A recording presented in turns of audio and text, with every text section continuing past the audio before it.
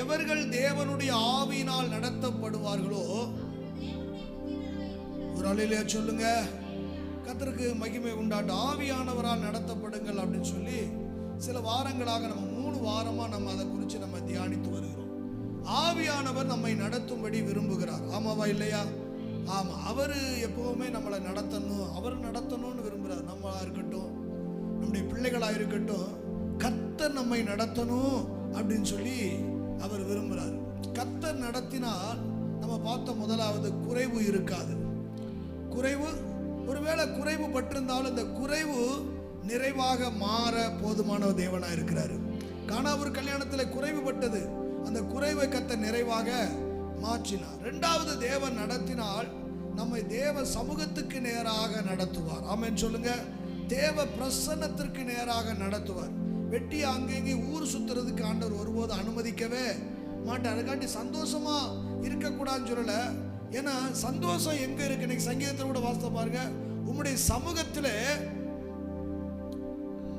பரிபூரண சந்தோஷமும் நித்திய பேரின்பமும் உண்டு. அப்போ சமூகத்துல தான் சந்தோஷம் இருக்கு அப்படி பாரு. நீ சமூகத்துக்கு வந்து பாரு, அவருடைய பிரசன்னத்தில் அமர்ந்து பாரு. தோத்திரம்.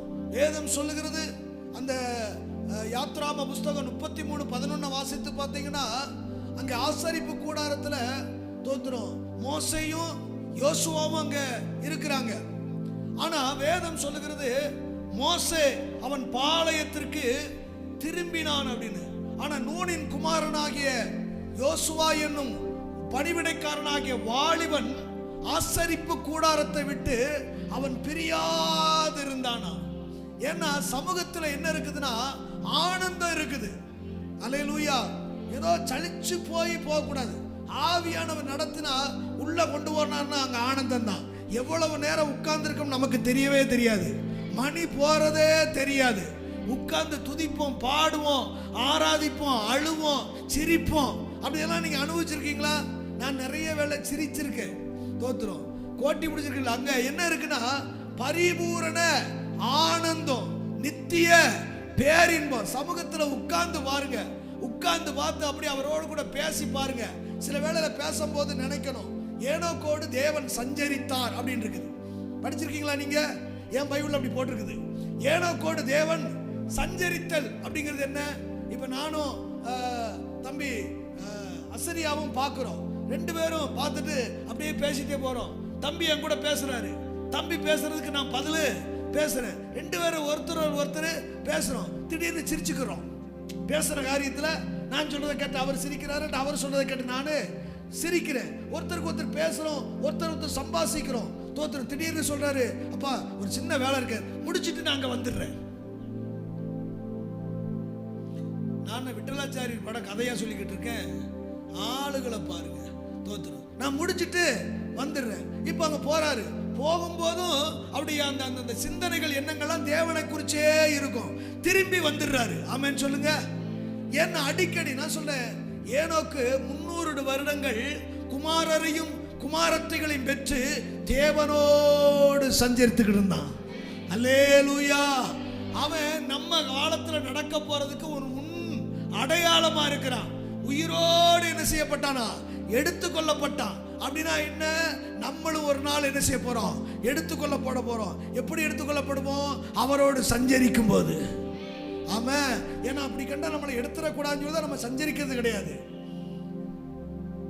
அவரோட கூட போய் உட்கார்றது கிடையாது. நான் சொல்றேன், அவர் நடத்தினால் தேவ பிரசன்னத்துக்கு நேராக, தேவ சமூகத்துக்கு நேராக நம்மை நடத்துவார். ஆமென் சொல்லுங்க. அல்லேலூயா. ஆண்டவருக்கு ஸ்தோத்திரம். அடுத்து ஆண்டவர் நடத்தினார்னா ஜீவன் இல்லாத ஜனங்கள் மத்தியில நடத்துவார். கிறிஸ்து இல்லாதவன் ஜீவன் இல்லாதவன் ரோமர் 8 சொல்லப்பட்டிருக்குது. அப்போ ஜீவன் இல்லாத ஜனங்க மத்தியில உங்களை கொண்டு போறாரு. அப்படின்னா என்னத்துக்கு? அப்படின்னா எலும்புகள் மத்தியில எசேக்கியாவை என்னஞ்சாரு? கொண்டு போனாரு. அந்த எலும்புகள் என்ன செய்யணும்? உயிரடையணும்னு கர்த்தர் விரும்புறாரு. ஆமா. எலும்புகள் உயிரணும். உங்களை ஆண்டவர் எதுக்கு நடத்துறாரு அப்படின்னா அவங்க ஓ மூலமா உயிரடையணும். கிறிஸ்துவை அறிந்து கொள்ளணும், ரட்சிப்பை பெற்றுக்கொள்ளணும் கர்த்தர் விருப்பப்படுறாரு. நான் சொல்ல உங்க கூட வேலை செய்றவங்க உங்க மூலமாக இயேசுவை அறிந்து கொள்ளணும்னா அவங்க மேல உள்ளதான அந்த ஆத்துமத்தினுடைய அந்த உத்தரவாதத்தை கர்த்தர் உங்ககிட்ட கேட்பாரு. ஆமே, புதுசு புதுசா ஆளுகளை கொண்டு போய் கம்பெனியில் சேர்த்துக்கிட்டு இருக்கீங்க, நல்லது, தோத்திரம். கம்பெனியில் சேர்த்து நைட் ஷிஃப்ட் பார்த்துட்டு உறங்கிட்டு இருக்காரு, தோத்திரம். ஒரு ஆளிலே சொல்லுங்க, ஆமா எங்க வீட்டாருன்னா உறங்கிட்டு இருக்காரு, நைட்டு பார்த்தாருன்னு. ஆனா 5 மணிக்கு வந்துடுறாரு, வந்து உறங்கினாலும் ஒரு 3 மணி நேரம் உறங்கிட்டு வரலாமே, அதான் 12 மணிக்கு முடிச்சுட்டு திரும்பி போய் என்ன செய்ய போறோம் அப்படின்னு நம்ம வீட்டில் உள்ளவங்களை லேசா சொல்லணும். விஜய் நான் ஒன்றும் சொல்லலையா, நான் வேற மாதிரி சொல்றேன், அதுக்கிட்ட வந்துகிட்டு இருக்குது, என்ன செய்ய. ஒரு ஆளிலேயே சொல்லுங்க, தோத்திரம்.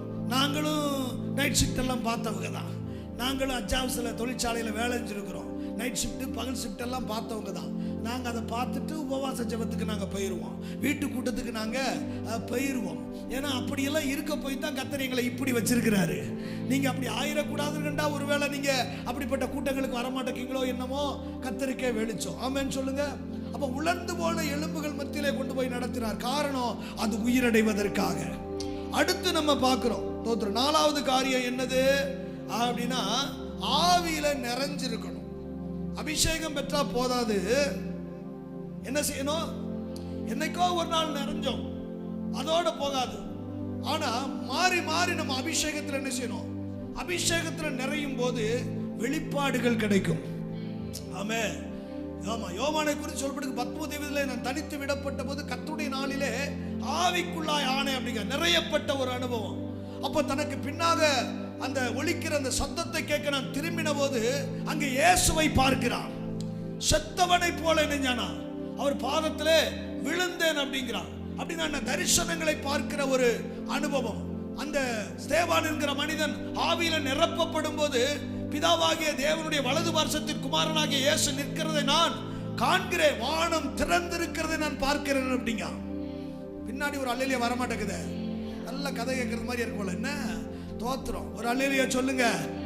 ஆண்டவருக்கு மகிமை உண்டு. அப்ப தரிசனம், தரிசனம் ஆவியில நிரப்பப்படும் போது தரிசனங்களை கர்த்தர் நமக்கு வெளிப்படுத்துவார். புதிய புதிய பாஷைகளை கர்த்தர் நமக்கு தருவார். நான் ஏற்கனவே உங்களுக்கு சொன்னேன்னு நினைக்கிறேன், தோத்திரம். அந்நிய பாஷை பேசுறதுக்கு ஒருபோதும் என்ன செய்யக்கூடாது? தடை பண்ணவே கூடாது. வீட்டில் பேசணும், வீட்டில் என்ன செய்யும்? பேசணும். ஆமா, கொஞ்ச நேரம் ஸ்தோத்திரம் பண்றோம், கொஞ்ச நேரம் ஆராதிக்கிறோம்னா கொஞ்ச நேரம் அந்நிய பாஷையில் என்ன செய்யணும்? எவ்வளவு நேரம் பேச முடியும்? வேதம் சொல்றது அந்நிய பாஷை பேசுகிறவன் தேவனோடு கூட ரகசியம் பேசுறான். அது ரகசியம் இருக்குது, அதுல தேவனுடைய பாஷை இருக்குது, சரி, தூதர்களுடைய பாஷை இருக்குது, மனிதர்களுடைய பாஷை இருக்குது. நம்ம என்ன பாஷை பேச நமக்கு தெரியாது. ஐயா பேசுறதுக்கு கர்த்தர் கொடுத்திருக்கிறாரு. ஒருத்தர் சொல்றாரு, வியாக்கியானம் நீ பண்ணலன்னா நீ பேசக்கூடாது அப்படிங்கிறாரு, அப்படின்னு சில தர்க்கம் பண்றாங்க. நான் சொல்றேன், அந்நிய பாஷை நீ பேசினா தானே அதுக்கு அர்த்தமே சொல்லக்கூடிய வரம் வெளிப்படும். அர்த்தம் சொல்லக்கூடிய வரம் இல்லைன்னா, வியாக்கியானம் வரம் இல்லைன்னா நீ அந்நிய பாஷை பேசவே இல்லை. அந்நிய பாஷை பேசவே இல்லைன்னா அந்த வரத்துக்கு வேலையே. நான் சொல்ல ஏதாவது புரியுதா? நம்ம மத்தியில ஒருத்தர் கிந்தியில பேசுறாரு, கியா கியாங்காரு ஓயாம.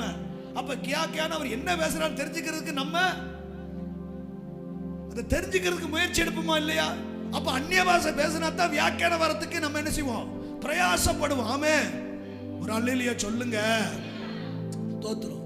நான் ஏற்கனவே உங்களுக்கு சொன்னேன், பெங்களூர் பட்டணத்தில் ஒருத்தர் அப்படின்னு அந்நிய பாஷை பேசுறாரு. வேற ஒரு மொழி பேசக்கூடிய ஒருத்தர் அழுது ஒப்பு கொடுத்தாரு. நம்ம சொல்ல, என்ன உனக்கு வாயில ஆண்டவர் கொடுக்கிறாரோ அந்த வார்த்தை என்ன சரி? வசனம் சொல்லுங்க, அயல் மொழியிலே நான் அவர்களோடு கூட பேசுவேன் அப்படிங்கிறாரு. நீ அந்நிய பாஷை பேசு தங்கச்சி, நீ ஜெபம் பண்ணும் போதெல்லாம் அந்நிய பாஷையில பேசு. நான் சொல்றேன், நீ விண்ணப்பத்தை சொல்றையோ சொல்லலையோ, உன் தேவையை சொல்றையோ இல்லையோ, அந்நிய பாஷையில பேசிப்பாரு, உன் தேவையெல்லாம் சந்திக்கப்படும். நம்ம நிறைய வேளையில நம்ம தேவையைத்தான் பெருசா கொண்டு வந்து உள்ள வச்சுக்கிட்டு இருக்கோம். நான் சொல்றேன், வேதத்திலேயே ஜெபிக்க சொன்ன ஒரு காரியம் என்ன தெரியுமா? பரிசுத்தாவிக்காக வேண்டிக் கொள்ளுகிறது. பூமிக்குரியதை வேண்டிக் கொள்ளுன்னு சொல்லவே இல்லை. ஏன்னா உன் வாயிலிருந்து சொல் பிரபாவதற்கு முன்பதாகவே நீ ஒரு தேவைக்காக நீ போறன்னு வச்சுக்கோ, அவர் சொல்றாரு அதெல்லாம் எனக்கு தெரியும். அப்ப எது தேவைனா, நீ விண்ணுக்குரியதான உன்னதத்துக்குரிய அந்த காரியத்துக்காக நீ ஜெபம் பண்ணு, அபிஷேகத்துக்காக ஜெபம் பண்ணு, வல்லமைக்காக ஜெபம் பண்ணு, வரங்களுக்காக ஜெபம் பண்ணு. அப்படின்னு தான் ஆண்டவர் நமக்கு கற்றுக் கொடுத்திருக்காரு. ஒரு அல்லேலூயா சொல்லுங்க. ஆனா நம்ம அதை தவிர எல்லாத்தையும் கேட்கிறோம். போகும்போதெல்லாம் என்னை அமிக்கி குளிக்கி சரிஞ்சு தோத்துரு சேர் உடஞ்சிட போகுது. இப்படியே நம்ம கேட்டுக்கிட்டு, நான் சொல்றேன் இதெல்லாம் நீங்க கேட்க வேண்டாங்கிறது இல்ல, இதுக்காக அதிகமா நீங்க என்ன செய்ய வேண்டாம், முக்கியத்துவம் கொடுக்கவே வேண்டாம். நீங்க ஆவிக்குரிய காரியத்துக்கு என்ன செய்யுங்க, முக்கியத்துவம் கொடுத்து அதுக்காக கேளுங்க. ஆண்டவரே எனக்கு வல்லமை தாரும், வரங்களை தாரும். ஆண்டவரே நான் எனக்கு தீர்க்க தரிசனம் வர வேணும், எனக்கு வியாக்கியானம் வர வேணும், வெளிப்பாடு வரும் வேணும். கேளுங்களேன், கேட்கிற எவனும் பெற்றுக்கொள்வான். ஆமென் சொல்லுங்க. அப்ப ஆவியினாலே நிரப்பப்பட்ட ஒரு அனுபவம். அஞ்சாவது காரியம் இன்னைக்கு நம்ம அதை தியானிச்சு நம்ம முடிக்க போறோம். யோவான் எழுதின சுவிசேஷ புஸ்தகம் 16வது அதிகாரம். யோவான் எழுதின சுவிசேஷ புஸ்தகம் 16வது அதிகாரம் 13ஆம் வசனம். சத்திய ஆவியாகிய அவர் வரும்போது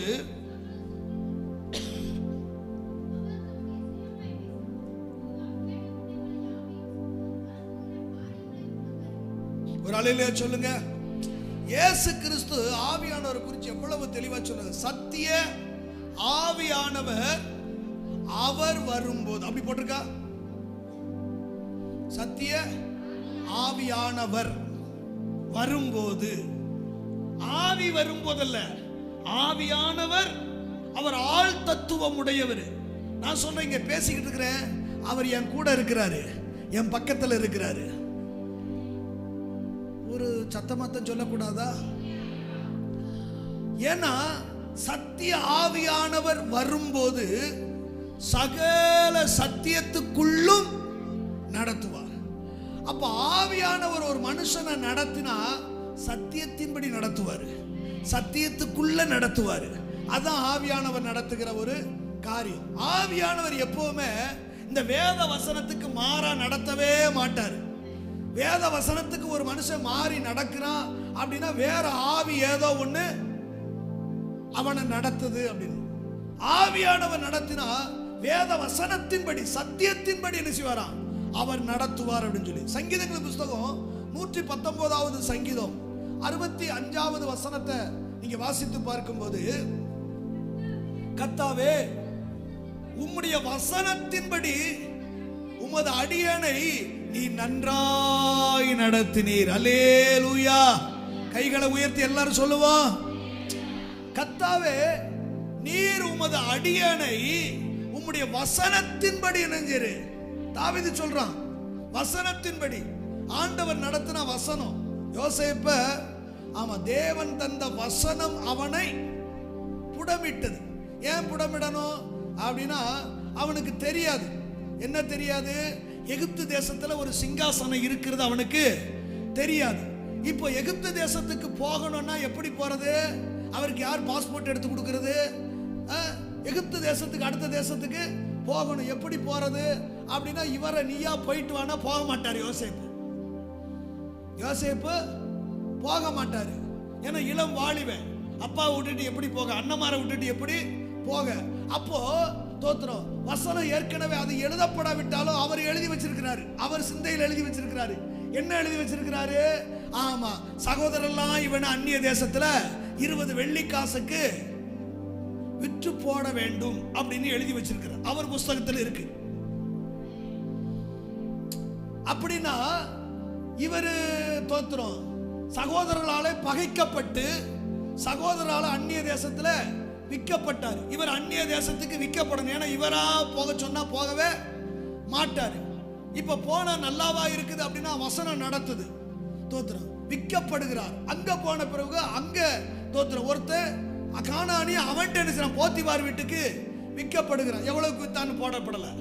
இப்ப வித்த பிறகு அங்க அவன் மூலமா கர்த்தர் கூட இருக்காரு, சில நன்மை நடக்குது. ஆனாலும் செய்யாத குற்றச்சாட்டுக்கு தண்டனை அனுபவிக்கிறான். அங்க ஒருத்தன் சொப்பனம் கண்டு அவனுக்கு நன்மை செய்கிறான். இவன் நல்லா கவனிங்க. ஆனா இவனுக்கு நன்மை செய்ய ஒருத்தருமே இல்ல. வசனம் வேதம் சொல்லுகிறது தோத்திரம் கர்த்தர் தந்த வசனம் அவனை என்ன செய்து புடமிட்டுக்கிட்டு இருக்குது. படிப்படியா படிப்படியா படிப்படியா அவன் மனநிலை எந்த அளவுக்கு பாதிக்கப்பட்டிருக்கு பாருங்க. ஆனாலும் ஒரு நம்பிக்கை, கர்த்தர் கூட இருக்கிறாரு, கர்த்தர் கூட இருக்கிறார். நான் சொன்னேன், சில உபத்திரவங்கள், பாடுகள், நெருக்கங்கள் வரும்போது நமக்கு ஒரு நம்பிக்கை வரணும். இந்த நிலையில என் கர்த்தர் என் கூட இருக்கிறாரு. அல்லேலூயா. அக்கினி சுவாலையில போட்ட போது அவங்களுக்கு ஒரு நம்பிக்கை என்ன தெரியுமா? என் கர்த்தர் என்னோடு கூட இருக்கிறாரு, நான் ஆராதிக்கிற தேவன் தப்புவிக்க வல்லவர். இதுக்கு உத்தரவு சொல்ல எங்களுக்கு அவசியம் கிடையாது. ஏன்னா எங்க தப்புவிக்கிற ஒரு தேவன் எங்க கூட இருக்கிறாருங்க. தோத்திரம். அந்த தேவனைத்தான் நம்ம ஆராதிக்கிறோம். தோத்திரம். ஒரு சிங்காசனம் அவனுக்காக ஆயத்தமாகி இருந்தது. ஒரு நாள் வந்தது, அந்த நாளிலே ராஜாவுக்கு சமமாக உயர்த்தப்பட்டது.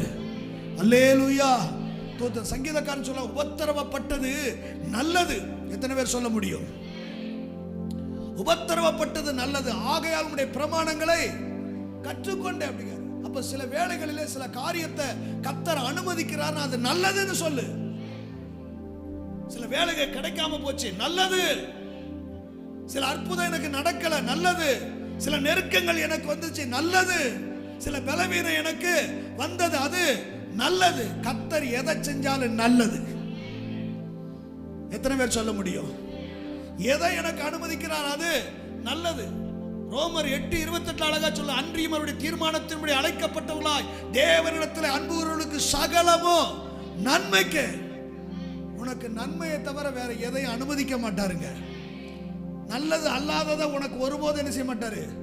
அனுமதிக்க மாட்டார். ஏன்னா அவர் நல்ல தெய்வம். ஆமென் சொல்லுங்க. வசனத்தின்படி உன்னை நடத்துறாரு. சில காலங்கள் நமக்கு கொஞ்சம் வித்தியாசமா இருக்கலாம், நெருக்கமா இருக்கலாம், எல்லாம் வறண்டு போனது போல இருக்கும், அடைபட்டது போல இருக்கும். ஆமா, வனாந்தரத்துல கண்ணை கட்டி விட்டது போல இருக்கும். வனாந்தரமா? பயப்படாத, வனாந்தரத்திலே வழிகளை உண்டு பண்ணுவேன் பாரு. அவாந்தர வழியில ஆறுகளை உண்டு பண்ணுவேன் பாரு. ஆண்டவர் நடத்தின அப்படித்தாங்க. காற்றை நீ பார்க்க மாட்ட, மழையும் பார்க்க மாட்ட அப்படிங்கிறாரு. ஆனா பள்ளத்தாக்குகள் தண்ணீரால, அதுதான் கர்த்தர் நடத்துறது. உனக்கு என்ன தோத்திரம்? உனக்கு நீ நினைச்சா இப்படி இருக்கணும் அப்படி இருக்கணும். இந்த நாகமான் சொன்னார் பாருங்க, அவர் என்னமோ மேல இருந்து என்னை போட்டு தடவி என்ன இப்படி எல்லாம் ஆக்குவார் நினைச்சேன். குளிக்க சொல்லிட்டாரு. எங்க ஊர்ல எல்லாம் ஆறு இல்லையா, நதி இல்லையா அப்படின்னு கோச்சிட்டு போனாரு. குளத்துல கோச்சிட்டு போனா யாருக்கு நட்டையா? இருக்கீங்களா? குளத்துக்கு நஷ்டம் கிடையவே கிடையாது. அந்த மனுஷன் பக்கத்துல இருக்கவன் சொல்றான், அவர் என்னையா சொன்னாரு? பெரிய காரியம் சொல்லியிருந்தா செஞ்சிருப்பீர்களா? குளிக்கத்தானையா சொன்னாரு. குளிச்சுதான் பாருமே, குளிச்சுதான் பாருமே அப்படின்னு அவன் வார்த்தைக்கு கீழ்ப்படுகிறான். தேவ மனுஷன் வார்த்தைக்கு. சில பேர் தேவ மனுஷன் சொன்னா கீழ்ப்படியது கிடையாது. வெள்ளம் வந்து அரிச்சிட்டு போகும்போது யாராவது சொல்லுவாங்க பாருங்க, அதை கேட்பாங்க. இது முதல்லயே கீழ்ப்படிஞ்சிருக்கலாம். இருக்கீங்களா? இருக்கீங்களான்னு போய் குளிக்கிறான். ஒரு வட்டம் நான் சொல்ல, ஏ கூட குறைய நான் முங்கிற கூடாடா, நீ எண்ணிக்கோ, நீ எண்ணிக்கோ அப்படின்னு. அவன் 1 2 3 4 5 6 தோத்துறான். நான் கேட்கிறேன், 6ஆம் தடவை கேட்டிருப்பான். எத்தனைடா எண்ணிச்சு? இன்னும் மாறலையாடா? எஜமா 6 தடவை முங்கிருக்கீங்க, இன்னொரு வட்டம் முங்குங்க. முங்கி எந்திக்கிறான், எஜமான காணும். ஏன்னா அவருடைய தோற்றம் ஒரு குழந்தையை போல, ஒரு அழகியா சொல்லுங்க, அழகா மாறிடுச்சான். ஆமா, எலியா மேல ஒரு வட்டம் ஜெபம் பண்ணிக்கிட்டு இருக்கிறாரு கர்மேல் பர்வதத்துல, கூட எலிசா இருக்கிறாரு. ஆமா, ஏதாவது தெரியா பார்த்துட்டு வாடா அப்படின்னா போய் பார்த்து வந்து ஒண்ணுமே தெரியல. சே, அவிசுவாசமா சொல்றானே, போய் 7 தடவை பார்த்து வா அப்படின்ட்டாரு. 7 தடவை போயிட்டு வா அப்படின்னு. ஒருவேளை நீங்க உங்ககிட்ட நான் சொல்லி உங்களை நீங்க பதில் இதே மாதிரி எதிர்மாறா சொல்லி நான் இப்படி சொன்னேன்னு வச்சுக்கோங்க, நேர வீட்டுக்கு போயிருவீங்க. அவருக்கு ஒரு வேலை, அவர் என்னத்தையாவது சொல்லிக்கிட்டு இருப்பாரு. வீட்டில் போய் அந்த அம்மாட்ட போய் சொன்னீங்கன்னா அந்த அம்மா சொல்லும், இப்படித்தான் அவர் அப்படின்னு. ஒரு அம்மா சொல்லும், ஒரு அம்மா சொல்லும், அவர் சொன்னா தான் செஞ்சிருக்க வேண்டிய, உங்களுக்கு அதை விட என்ன வேலை கிடக்குது, செஞ்சிருக்க வேண்டியதானே அப்படின்னு சொல்லும். ஒரு அலையிலேயே சொல்லுங்க. தோத்துரும். ஒன்றை கவனிங்க, ஆண்டவருக்கு சோத்திரம். ஆவியானவர் நடத்தினா வசனத்தின்படி நடத்துகிறவர். சத்திய ஆவி உங்களை சகல சத்தியத்துக்குள்ள வசனத்தின்படி நீங்க நடக்கணும்னு ஆண்டவர் விரும்புறாருங்க. சும்மா கிடையாது. வசனத்தை வாசிங்க. எபேசியருக்கு எழுதின நிருபம் 4வது அதிகாரம் 15ஆம் வசனம். எபேசியர் 4:15. அன்புடன் சத்தியத்தை கைக்கொண்டு தலையாகிய கிறிஸ்துவுக்குள் நாம் எல்லாவற்றிலும் வளருவர்களாய் இருக்கும்படிக்கு. ஒரு அல்லேலூயா சொல்லுங்க. சத்தியத்தை எப்படி கை கொள்ளணுமா? நீங்க சொல்லுங்க, நான் உறங்கிச்சு வர்றேன். சத்தியம் உங்க மத்தியில விதைக்கப்படுகிறது. விதைக்கப்படும் போது அன்புடன் என்ன செய்யணுமா? அந்த சத்தியத்தை கை கொள்ளணுமா? அன்புடன் கை கொள்ளணுமா? தோத்துரும். வசனம் வரும்போது ஆசீர்வாதமா வந்தா அல்லேலூயா, பிரைஸ் தி லார்ட், கர்த்தர் என்னோடு கூட பேசினா, கொஞ்சம் கண்டிச்சு பேசினா தோத்துரும். பாஸ்டர் எப்ப பார்த்தாலும் கடிச்சு கடிச்சு பேசுறாரு. ஆனா அந்த கடினமான வார்த்தை வந்துச்சுன்னா வேதம் சொல்லுது அன்புடன் நீ என்ன செய்யணும், அதை சத்தியத்தை என்ன செய்ய, சத்தியத்தை கை கொள்ளு. நீங்க பாத்துறீங்களா, அந்த யோவான் 15வது அதிகாரத்தில் அழகா சொல்லுவாரு, தோத்திரம், அவர் அதை அதிக கனிகளை கொடுக்கும்படி அதை என்ன செய்வாராம், சுத்தம் பண்ணுவார் அப்படின்னு சொல்லி, மிகுந்த கனிகளை கொடுக்கும்படி அதை சுத்தம் பண்ணுவார். சில வேளையில் ஆண்டவர் கத்தரியோட தெரிவார், அங்கனங்கன வெட்டுவார், வலிக்கும். இப்ப பார்த்தாலும் அப்படின்னா நீ நல்ல கனி கொடுக்கணும்னு நான் விருப்பப்படுறேன், நீ மிகுந்த கனி கொடுக்கணும்னு நான் என்ன செய்றேன், விருப்பப்படுறேன். தேவையில்லாத சில காரியம் உன்கிட்ட இருக்குது, அந்த தேவையில்லாததை வெட்டி எரியன்னு நினைக்கிறேன். நமக்கு தோத்துறோம், எது தேவையில்லாத ஆண்டவரே, எல்லாமே தேவையில்லாததான். உங்ககிட்ட இருக்கிற எல்லாமே தேவையில்லாததான். அதை பூரா நான் வெட்டினா தான் உள்ள இருந்து நல்ல சில பிரச்சனை நடக்கும்போது கர்த்தர் தான் நடத்துறாரா நமக்கு தெரியாது. தோத்துறோம். வேதம் சொல்லுதுங்க, நீ ஆறுகளை கடந்தாலும் அது உன்மேல் புரளாது, நீ அக்கினியில நடந்தாலும் நீ வேக மாட்ட, அக்கினி சுவாலை உன் பேரில் பற்றாது, ஏன்னா உன்னை காக்கிற தேவன் உன் கூட இருக்கிறாரு. அப்ப இதுக்குள்ளலாம் எதுக்கு நடத்தணும் அப்படின்னா உன்னை சுத்தப்படுத்தத்தான், உன்னை சுத்தப்படுத்தணும். ஏன்னா நாம் ஆராதிக்கிறவர் பரிசுத்தமுள்ள தேவன், அதனால நாமளும் எப்படித்தான் இருக்கணும், சுத்தமா இருக்கணும் அப்படின்னு சொல்லி கர்த்தர் விருப்பப்படுகிறாரு. அப்போ ஆண்டவர் நடத்தின அப்படின்னா அன்புடன் சத்தியத்தை என்ன செய்யணுமா, சத்தியத்தில் நடத்துறாரு. இன்னும் கூட யாக்கோபினுடைய நிருபம் 1வது அதிகாரம் 22வது வசனத்தை நீங்க வாசித்து பார்க்கும்போது, அல்லாமலும் நீங்க உங்களை வஞ்சியாதபடிக்கு, நல்லா கவனிங்க சகோதரரே சகோதரிகளே, திருவசனத்தை கேட்கிறவர்களாகி மட்டுமல்ல அதன்படி நடக்கிறவர்களாக நீங்க மாறணும். ஒவ்வொரு வாரம் பிரசங்கம் கேட்கிறோம், வீட்டு கூட்டத்தில் கேட்கிறோம், பைபிள் ஸ்டடியில கேட்கிறோம், காத்திருப்பு ஜெபத்தில் கேட்கிறோம். ஆனா கேட்டா மட்டும் போதாது, அன்புடன் சத்தியத்தை கை கொள்ளுங்க அப்படின்னு சொன்னவரே சொல்றாரு, திருவசனத்தை கேட்கிறவர்களாய் மட்டுமல்ல அதன்படி நீ செய்யணும். யோவான் எழுதின நிருபம் 3வது யோவான் நிருபம் 2:3 ஆகிய வசனத்தை பாருங்க. பிரியமானவனே, உன் ஆத்துமா வாழுகிறது போல நீ எல்லாவற்றிலும் வாழ்ந்து வேண்டுகிறே, சகோதரர்கள் வந்து, நல்லா கவனிங்க, சத்தியத்திலே நடந்து கொள்ளுகிறாய் என்று சாட்சி கொடுத்த போது சந்தோஷப்பட்டேன். என் பிள்ளைகள் சத்தியத்திலே நடக்கிறார் என்று கேள்விப்படுகிற சந்தோஷத்திலோ, கையை வைத்து ஒரு அல்லையா சொல்லுங்க, தோத்திரம். அங்க சொல்ற பாருங்க, சகோதரர்கள் வந்து உன்னை குறித்து சாட்சி கொடுக்கிறாங்க. என்ன சாட்சி கொடுக்கிறாங்க அப்படின்னா, நீ சத்தியத்தில் நடக்கிறேன்னு சொல்லி. எந்த பிரசங்கத்தை கேட்கிறான், அந்த பிரசங்கத்தின்படி நடக்கிறவன் அவன், அந்த வசனத்தின்படி நடக்கிறவன். வசனம் இப்படி சொல்லுது அப்படின்னா அது சொல்லும், அது சொல்லும். பொய் சொல்லாதிருப்பாயாக, அது சொல்லும். நல்லதுக்கு பொய் சொல்றது தப்பு இல்லை, என்ன பாஸ்டர் நம்மகிட்ட வராது சாட்சிக்கு. நல்ல காரியத்துக்கு பொய் சொல்றதுல தப்பு இல்லை அப்படின்னு சொல்லி தோத்துறோம்.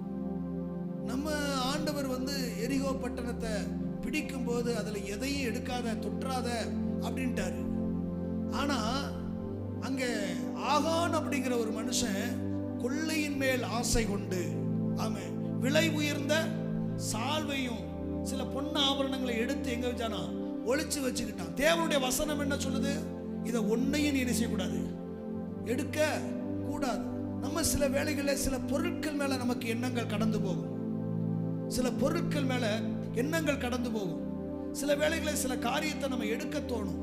தோத்துரும். ஆண்டவர் சொல்றார், அந்த வசனம் நம்மளை சுட்டி காட்டும், நீ இப்படி நினைக்கிறது தப்பு. தோத்துரும். சிலருக்கு பொருள் மேல, சிலருக்கு பொண்ணு மேல, சிலருக்கு பெண்ணு மேல, சிலருக்கு ஆணு மேல ஏதோ ஒரு எண்ணங்கள் தோன்றும். ஆண்டவர் சொல்லுவார், இது தவறு. ஒரு அல்லேலூயா சொல்லுங்க. ஏன்னா ஆண்டவர் உன்னை என்ன எதிர்பார்க்கிறார்னா, நீ என் பிள்ளை, என் வசனத்தின்படி நீ என்ன செய்யணும். அதைத்தான் சொல்ல, என் பிள்ளைகள் சத்தியத்தில் நடக்கிறார்னு கேள்விப்படுகிற சந்தோஷத்திலும் ஆண்டவர் உன்னை பார்த்து சந்தோஷப்படணுங்க. சந்தோஷப்படுறாரா? என் பிள்ளை வசனத்தின்படி நடக்கிறவங்க. நான் சொல்ல, வசனத்தின்படி நீ வாழ்ந்துட்டு ஆண்டவர்கிட்ட கேளு, ஏன் இப்படி நடந்துச்சுன்னு சொல்லி. நீ கேட்கிற அளவுக்கு ஆண்டவர் விட மாட்டாரு. ஆமென். அல்லேலூயா, அல்லேலூயா. கர்த்தருக்கு மகிமை உண்டாவதாக. 2 யோவானுடைய நிருபம் 1வது அதிகாரம் 4ஆம் வசனத்தை பாருங்க. 2 யோவானுடைய நிருபம். கற்பனையின்படியே, அந்த வசனத்தை கவனிங்க. என் பிள்ளைகளில் சிலர் சத்தியத்திலே நடக்கிறதை சந்தோஷப்படுகிற. ஒரு ஆளிலே சொல்லுங்க, அந்த வசனத்தை ரொம்ப ஆழமா கவனிக்கணும். என் பிள்ளைகளில் சிலர் சத்தியத்திலே நடக்கிறதை கண்டு நான் ரொம்ப சந்தோஷப்பட்டேன். ஒரு பாஸ்டர் சொல்றாருங்க, அம்மாள் அப்படிங்கிறதான ஒரு தாயானவள் அந்த சபையை நடத்துறான். ஆனா இந்த பாஸ்டர் மூலமா தொடங்கப்பட்டதான அந்த திருச்சபை, அவர் சொல்றாரு, என் பிள்ளைங்க சிலர் என்ன செய்றாங்க. அப்ப சிலர் 100 பேர் இருக்காங்க, அதுல 50 பேர் எப்படி இருக்கிறாங்க, சத்தியத்தில் நடக்காங்க. மிச்சம் 50 பேரு என்ன சொல்றாரு, சிலர் என்ன செய்றாங்க. அப்ப சிலர் சத்தியத்தில் நடக்காங்க, சில பேர் என்ன செய்யல, வசனத்தை கேட்கறதோட சரி. ஞாயிற்றுக்கிழமை ஆராதனைக்கு வர்றோமா, தோத்துறோம். நான் சொல்றேன், ஆராதனைக்கு வர்றது கூட 10 மணிக்கு ஆராதனைனா 9:50க்கு வரணுங்க. அதுதான் சத்தியத்தில் நடக்கிறது. ஏன்னா கர்த்தருக்கு காத்திருக்கிறவர்கள் புது பலன் அடைவாங்க. கர்த்தரை ஒருபோது என்ன செய்யக்கூடாது. வேலைக்கு சரியான நேரத்துக்கு போயிடுறோமே, பச பிடிச்சி போயிடுறோம். ஸ்கூலுக்கு சரியான நேரத்தில் போயிடுறோமே, கல்லூரிக்கு சரியான நேரத்தில் போயிடுறோமே. ஆனா ஆலயத்துக்கு மட்டும் ஒரு நிர்விசாரம் நம்ம இடத்துல இருக்கும்னா சத்தியத்துக்கு மாறா நடக்கிறோம். அதுதான் சில பேர் சரியா நடக்கிறாங்க, சிலர் சத்தியத்தில் நடக்கிறது நினைச்சு நான் என்ன செய்யறேன், சந்தோஷப்படுகிறேன். ஆமென் சொல்லுங்க. நான் சொல்ல, சிலர்ல நாமளா இருக்கணும். கையை வைத்து சொல்லுங்க. அப்போ ஆவியானவர் ஒரு மனிதனை நடத்தினா எப்படி நடத்துவார்னா, சகல சத்தியத்துக்குள்ள நடத்துறார். அடுத்து எப்படி நடத்துறாரு பாத்தீங்கன்னா, யோவான் 16வது அதிகாரம் 7 முதல் 11 வசனங்களை பார்க்கும்போது, யோவான் 16 7 முதல் 11 இருக்கும்.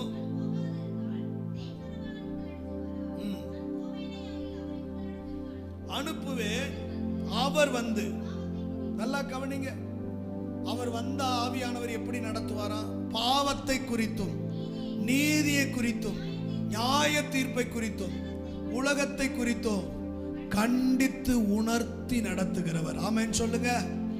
ஆவியானவர் நடத்தினா கண்டிப்பு இருக்குங்க. எந்த சபை எந்த குடும்பம் கண்டிப்பு இல்லையோ அங்க காட்டு கழுதையை போலதான் இருக்கும். சபை இருந்தா கண்டிப்பு இருக்கணும், குடும்பம் இருந்தா அப்பா அம்மா கண்டிக்கணும், பிள்ளைகள் என்ன செய்யணும், கண்டிச்சு வளர்க்கணும். பிரம்பை கையாடாதவன் தன் தகப்பனை என்ன செய்யறானா, பகைக்கிறான், தோத்துறான். சில காரியத்தை கண்டிச்சு வளர்க்கலன்னு வச்சுக்கோங்க, ஒரு நாள்ல அவன் நம்மளை கண்டிப்பான், அவ நம்மளை கண்டிப்பா. சில வேளைகளில் நம்ம துக்கப்பட்டு வேதனைப்பட்டு நிற்கத்தக்கதாக அந்த பிள்ளை நம்மளை நடத்தி கொண்டு போய்விடும். ஆகையால கண்டிக்க வேண்டிய நேரத்தில் நம்ம என்ன செய்யணும், கண்டிக்கணும் அப்படின்னு வேதம் நமக்கு வலியுறுத்துகிறது. ஆமென் சொல்லுங்க. அவர் வந்து எதை முதல்ல கண்டிப்பாராம், பாவத்தை கண்டிப்பாராம். பாவம் செய்யறது அவருக்கு பிடிக்காது. இருக்கீங்களா? இயேசு அழகாக சொன்னார், ஒரு ஸ்திரியை இச்சையோடு பார்க்கிற எவனும் தன் இருதயத்தில் இணைஞ்சிருச்சான், விபச்சாரம் செய்தாயிற்று. ஒரு பெண்ணை கூட, ஒரு ஆணை, அதாவது நமக்கு சொந்தமில்லாத ஒன்றை அது மேல ஆசை வச்சோம்னா அது பாவம் அப்படிங்கிறாரு, அது இச்சை அப்படிங்கிறாரு. யாக்கோபு சொல்லும்போது, அவனவன் தன் தன் சுய இச்சையினாலே இழுக்கப்பட்டு, இந்த பாவம் நமக்குள்ள வரும்போது அது இச்சையா மாறுது. இச்சைனா என்ன? நமக்கு சொந்தமில்லாத ஒன்றின் மேல் ஆசை வைப்பது பேர் தான் என்னது? ஏதாவது புரியுதா உங்களுக்கு? எனக்கு சொந்தமில்லாத ஒரு பொருள் மேல, ஒரு நபர் மேல ஆசைப்பட்ட அதுக்கு பேர் என்னது? அப்ப நமக்கு சில சோதனை வரும்.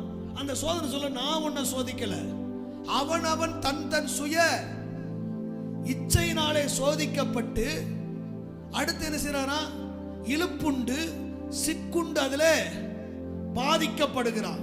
அது அவனுக்கு என்ன கொண்டு வருவான்? மரணத்தை கொண்டு வரும்.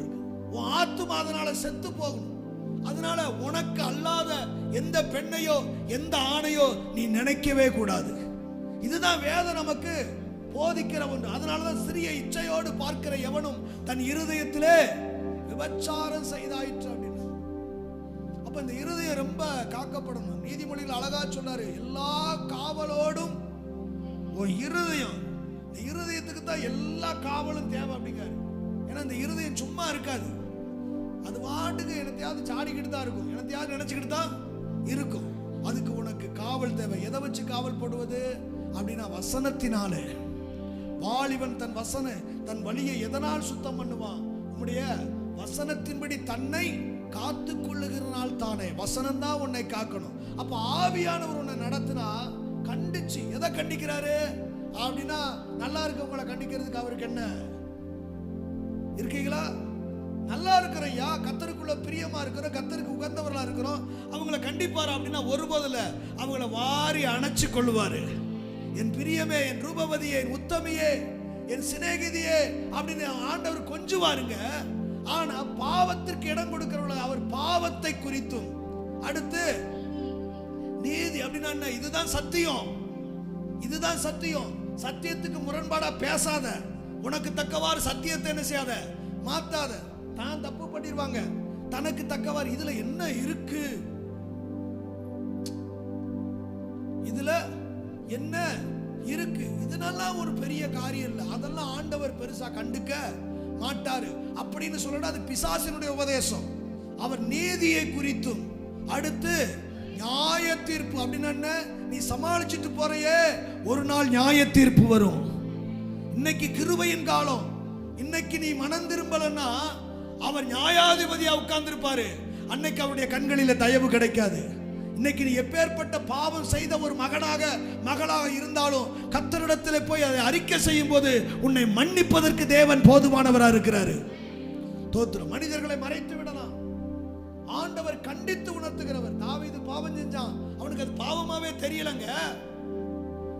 1 வருஷம் ஆச்சு, அவனுக்கு அது தப்பாவே தெரியல. அந்த பாவத்தில் நிலை கொண்டு நிற்கிறான். கர்த்தர் நாத்தானை அனுப்புற காரணம் என்ன? அவனை நேசித்த காரணத்திற்காக. நான் சொல்றேன், ஆண்டவர் உங்களை நேசிக்கிறனால தான் சில வேளையில கண்டித்து உணர்த்துகிறாரு, நேசிக்கிறாரு. நேசிக்க வேதம் சொல்லுது, தகப்பன் தான் நேசிக்கிற புத்திரனை சிட்சிக்கிறது போல கர்த்தர் எவனிடத்தில் அன்பா இருக்கிறாரோ அவனை சிட்சிக்கிறாரு. வசனத்தின் மூலமாக கண்டித்து உணர்த்துகிறாரு. தாவீதுட்ட போய் ஆண்டவர் அழகா பேசுறாரு. நீங்க அப்போ அந்த 2 சாமுவேலின் புத்தகம் 12வது அதிகாரம் 1 முதல் 13 வசனங்களை நீங்க வாசித்து பார்க்கும்போது அதுல குறிப்பா 11 முதல் வாசித்து பாருங்க. 2 சாமுவேல் 12வது அதிகாரம் 11 முதல் கர்த்தர் சொல்லுகிறது என்னவென்றால்,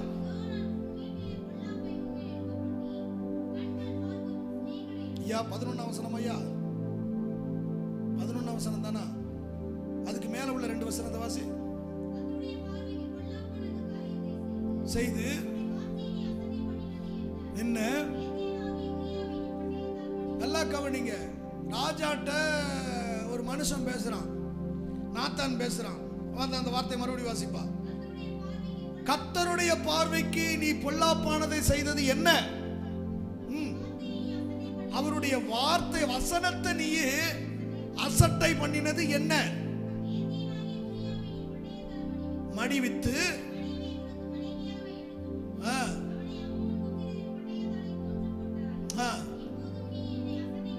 என்ன செஞ்சங்க? வசனத்தை நீ கேட்கல, என் வார்த்தையை நீ அசட்டை பண்ண, இத்தனையும் நீ செஞ்சங்கிறாரு. இதுதான், இதுக்கு பேர் தான் கடிந்து கொள்ளுதல். ஒருவேளை இப்படி பேசும்போது என்ன தோணும்? பாஸ்டர் என்ன குத்தி காட்டுறாரு. இல்லை இல்லை இல்லை இல்லை, கர்த்தர் உன்னை நேசிக்கிறாரு. ஒரு ஆமென் சொல்லுங்க. உணர்த்துறாருங்க, கண்டித்து உணர்த்துறாரு. கண்டித்து உணர்த்துவது உணர்வடைந்தவனாக 51ஆம் சங்கீதத்தில் சொல்லலாம், தேவரீர் ஒருவருக்கே விரோதமாக பாவம் செய். அவனுக்குள்ள ஒரு உணர்வு இருந்தது. கர்த்தர் சொன்னா சும்மாதான், பாவம் பாவம் தான். அல்லேலூயா. என்னிடத்துல கேட்ட நான் உனக்கு என்ன வேணா தந்திருப்பனே. ஒரு பாவத்தை மறைக்க இனி ஒரு பாவத்தை தாவீது செய்ய தொடங்கினான். விபச்சாரம் பண்ணிட்டான், இப்ப அதை மறைப்பதற்கு கொலையும் பண்ண தொடங்கிட்டான். அதாவது நிறைய பேர் தப்பு பண்றதுக்கு பயப்படுறது கிடையாது, அந்த தப்பு வெளியே தெரிஞ்சிடக்கூடாதுன்னு தான் நிறைய பேர் என்ன செய்றாங்க, பயப்படுகிறாங்க. ஆவியானவர் உன்னை நேசிக்கிறது உண்மைனா உன்னை கண்டித்து உணர்த்துவார்.